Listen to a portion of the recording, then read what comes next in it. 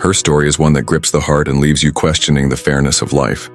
It's hard to fathom the pain of a woman who once saw the vibrant world around her, now plunged into eternal darkness. To lose her sight during pregnancy, a time meant to bring joy, feels like a cruel twist of fate. 18 years without seeing her child's face or the light of day? It's heartbreaking. What strikes me most is her resilience. Dada, bomodin wa na so. Brandon sem we people no boy. Dada me phone no bomodin we dey ready to phone man why. Dada. Meba. Obi wo wa. Nda me ho akiri me. Nkofo bi no ma bi abu am friend dey 10 20 Ghana bi no dey ase me 2 weeks no. Me njo bi aka bio. Me njo bi se me njo bi kwa to phone na ma yi me se ma she mpo na me dey afle. Na o se yen kwa me se. Ma brenda de no kwa nkombla.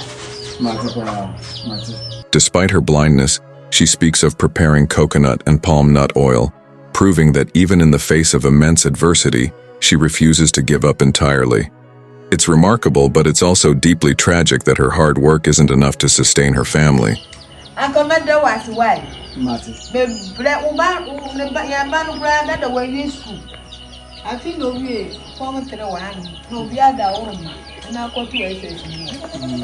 Bella, Augusta, yes, go and dream man of farm. Uja Guarana, Jay on the Namwo. Sir, where does school?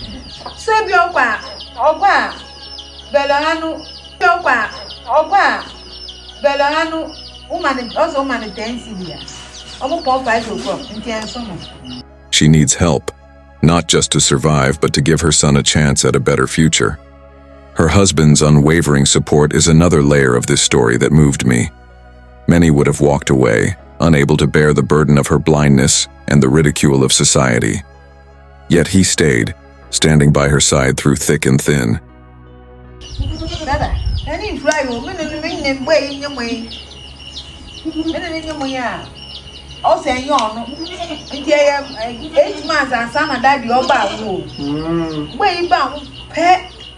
Many start young dada. In soon toy and idea son and through my baby through, none say we might go for. No many start young me out, and I am Timmy Poto, I drop with you soon.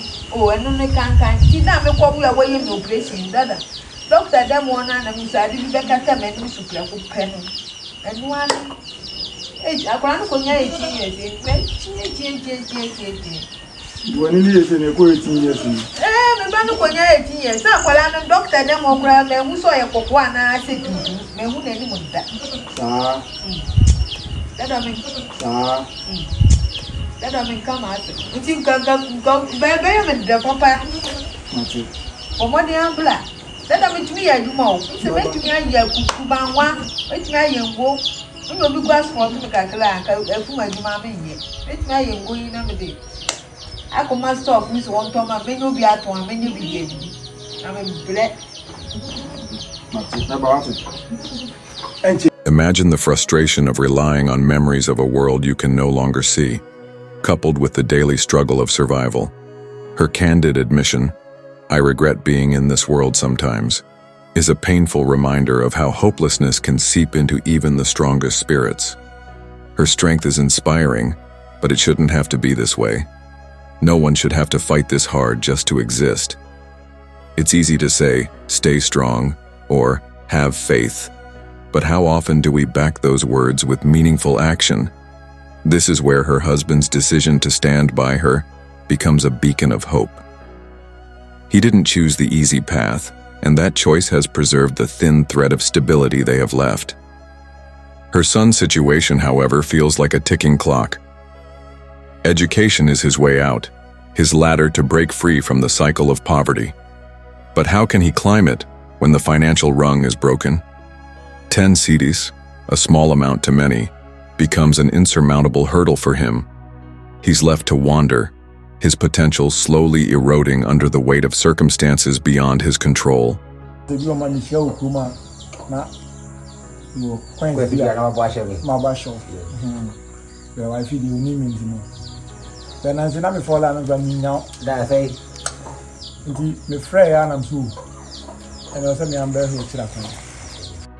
What touched me most was her husband's quiet admission that he feared no one would care for her like he does. It's a fear rooted in love, but also a sobering reality about how society often abandons those it deems burdens. Yet, despite the whispers and judgment, he chooses love over convenience. How many of us can say we would do the same? Their story isn't just about survival, it's about dignity, hope, and the unyielding spirit of a family determined to hold on to what little they have.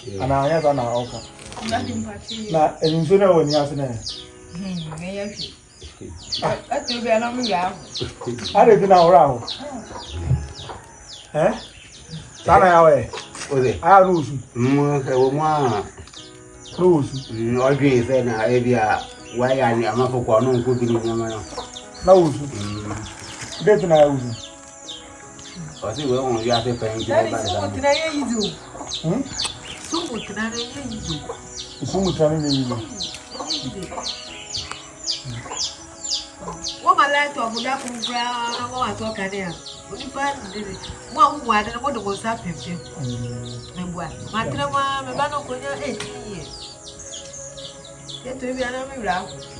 Maybe I see everything. We have another. Now, I see you do to be so near. Oh, Daddy. Yaribia and Yao won't never hit any Yaribia. And I won't. And Arabia. Dada. They are not so that home to me 19.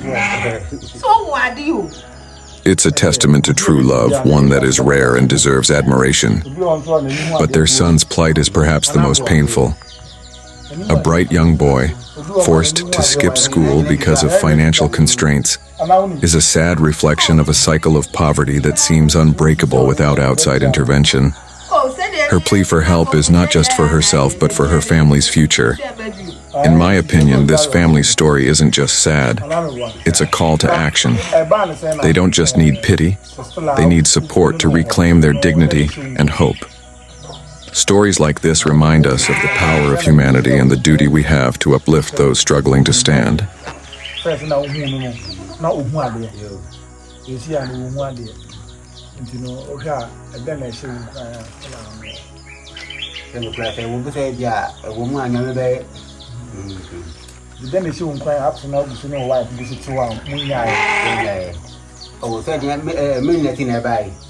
And you say, no, don't man, Mingeni to be back, so not you have a man, to be urban at tea and at all. You will see the one.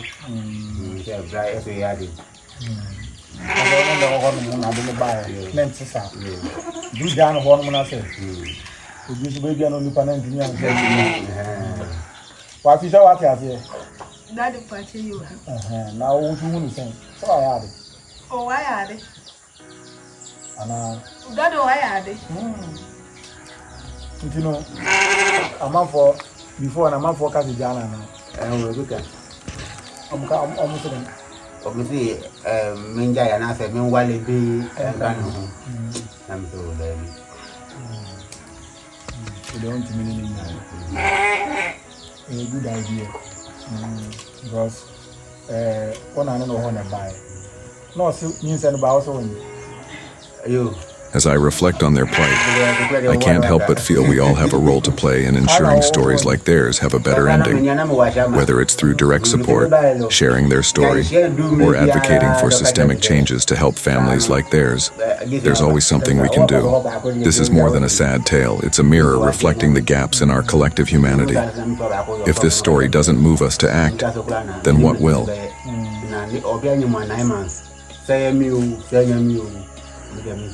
I'm saying, oh, I'm going to buy back on another little man.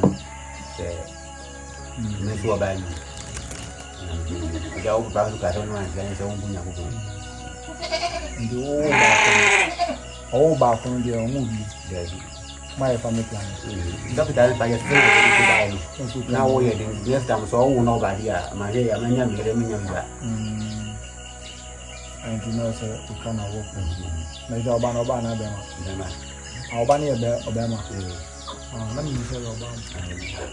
You're Owen. We were not new, but only one. Never back on the Opitagan. A last one in the bag. He believed his hand. But you're to block another phone. I mean, you are done. Look at him, sorry, or just. Oko mo ko do ese mo no ko ne a be se na o tuka no nko. Ah, say wife so loro fe ni o. Oh, ticket ni wo. Se aha ni haida se ko be aha na pass. Obenanti akọ aba. Na wa ma ne tensi dis. Eto bi ama no cross so no waja wa to wo. That's 1.5 o'clock. Me ba ni sa no si mu ni phone. Ba de. Si me di mobile phone ni bi ba. Adwa ko na mo phone. In conclusion, this family's story is a heartbreaking reminder of the strength and resilience of the human spirit in the face of unimaginable adversity. It's a story of love, sacrifice, and the will to endure against all odds.